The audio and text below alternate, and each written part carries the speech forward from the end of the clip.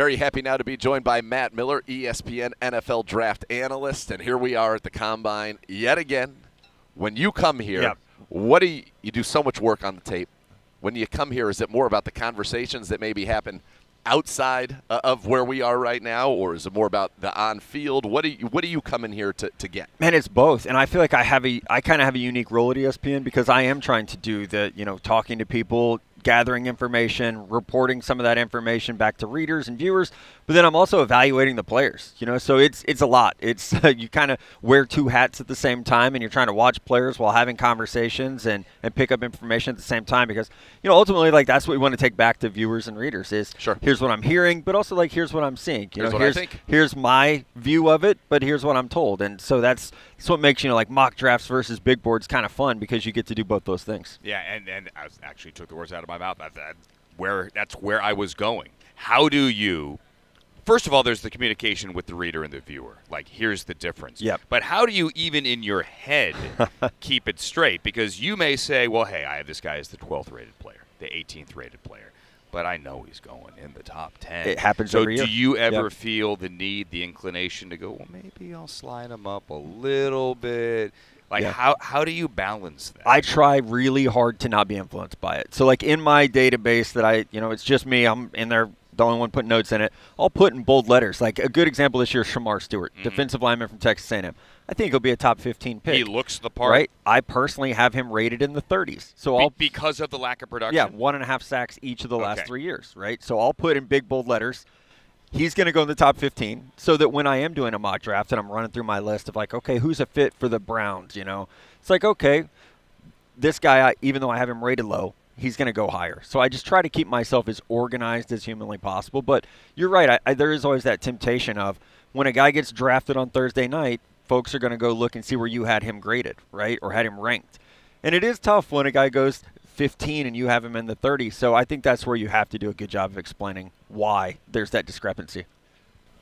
Are there individuals, whether it be kind of in your community on the media side or I'm sure scouts or GMs even, that when you come here you get excited to 15 minutes, 20 minutes, and here's what I think about this. What do you think about it? Yeah, absolutely. I think that's the forgotten part of the Combine is it's almost like a high school reunion. You get to see everybody and you get to talk to people that, some people I only see once a year because it feels like we're all remote these days, working. So I think that part of it's great. It's nice to also build those new relationships as the scouting community turns over. I'm getting older. They're getting younger, right? So it's like I ran into a scout the other day and he was like, Mr. Miller, I've been reading you since junior high. And I was like, well, hold up. Yeah, dude. I'm not old enough to be called Mr. Miller, right? I 100% get it. This dude's like 24 years old. And it's like, do the math. It's I guess he has been reading me for that long. So that's kind of the fun part of it now, too, is getting introduced to the younger generation of scouts that are coming up. All right, let's get to the quarterbacks here, Matt Miller. Let's just cut right to it. Yeah. I'm going to take the top two guys out of it, all right? Okay. And I'm going to preface this by saying that historically, the theory, I'm going to get a day two quarterback and I'll be fine, doesn't work. Yep. Okay? Who is QB3? And is QB3, assuming he's day two, he might be in the 20s, but assuming he's day two, is QB3 in this draft a winning long-term answer for anybody? I think QB3 is Jackson Dart, and I'm with you. I mean, in the right situation, yes. But for 25 out of 32 teams, probably not, right? I don't think that you're going to get a Jalen Hurts type situation where you get a guy at 52 and he goes and wins you a Super Bowl. Yep. I think that's a really unique situation. The middle class at quarterback is kind of gone. It's either you're good enough to go in the first round because teams think you're a starter. You don't draft a lot of backups in the second round. So I think that's where it does hurt the quarterback position because you're ultimately saying, we didn't like this guy enough in the first round to think he's a starter, but we'll take him in the second round and we hope he's a backup for 5 years. I think that's where we're seeing that gap. Like last year, 6 quarterbacks in round 1. We didn't have another go to like round 4, round 5. So that's where it'll be, I think, very interesting this year because we got this big group of quarterbacks, Jackson Dart, Quinn Ewers, Will Howard, Kyle McCord, Jalen Milroe, all those guys, and we don't think they're round 1 players.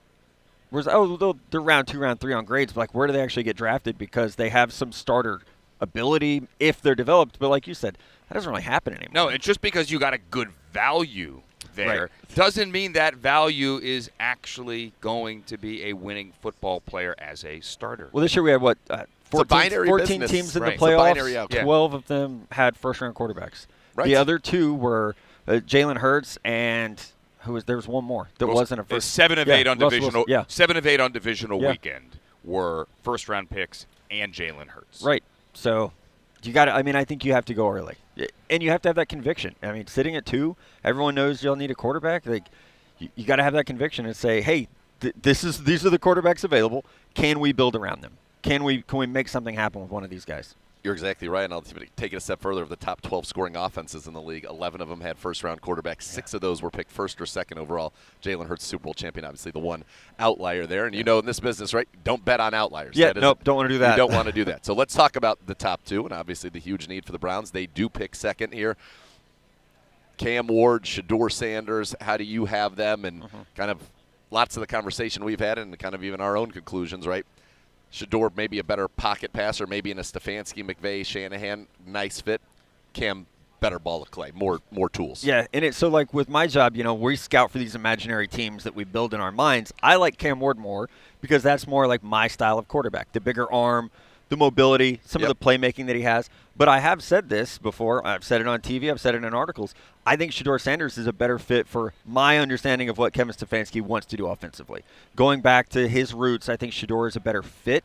That doesn't mean he's going to be the pick at 2 or that he's even the right pick at 2. But I think if you had to ask me which guy fits the Browns better, I think Shedeur's style fits better. But you could absolutely talk yourself into Cam Ward. You're in a division with MVPs. You have Lamar Jackson, Joe Burrow. Yes. You need a guy who can go make those plays for you, as opposed to I think Shedeur is a point guard, whereas Cam Ward is a scorer. He's a field general. He's going to go out and he's going to create things that happen. With Shedeur, he'll sit in the pocket and he'll just throw darts all over the field. He's incredibly accurate. He's incredibly tough. But he's not the biggest guy, and he doesn't have the strongest arm. And so you are almost saying, okay, can we carve up the Bengals and Ravens and Steelers with a pocket quarterback? That's one of the big questions. It's Matt Miller. Who is RB2 for you? O'Marion Hampton from North Carolina. Do you think he's there at 33? Ooh, no, probably not. Because I feel like the running back has become so in vogue. And this is, a draft class that is light on blue chip players. So I do think there's a strong chance he goes in the first round. I mean, our friend and colleague Daniel Jeremiah has 3 running backs in round number 1. Okay, I haven't seen his latest mock draft. That's Hampton going to the Vikings. And he admits here that, hey, it's version 2 of the draft, and he was messing around with his son, and his son was like, hey, let's get some chaos here. Yeah, I love it. 3 backs in the first round.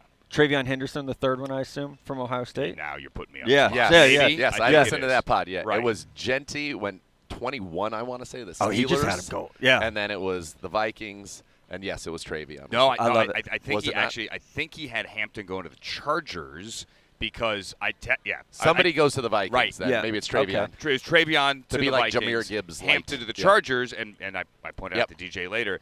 There is your Natron Means. Ooh, there you North go. Carolina Chargers Natron means history coming business. full circle. Well, I know we synergy right there. Kuiper put out a mock this week. 'Cause we did a show on it before I came here, and he had O'Marion Hampton going 12 to the Cowboys. Look at that.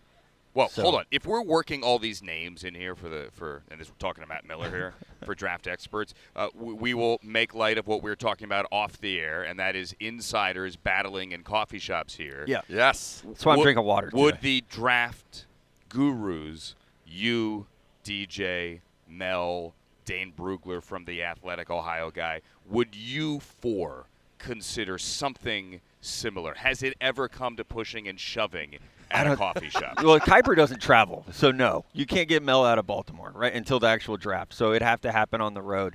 Man, DJ's the nicest human being in the world. Daniel He is a Jeremiah. great dude. I saw him this morning, and like, if you see DJ, you get a smile and a hug, and he says something He's a good complimentary guy. about your work. Absolutely. So, no, I think with our industry, we're not breaking news. There's not that rush to be first. So, no, I think we all get along pretty well. You don't want to kick Bucky Brooks' butt.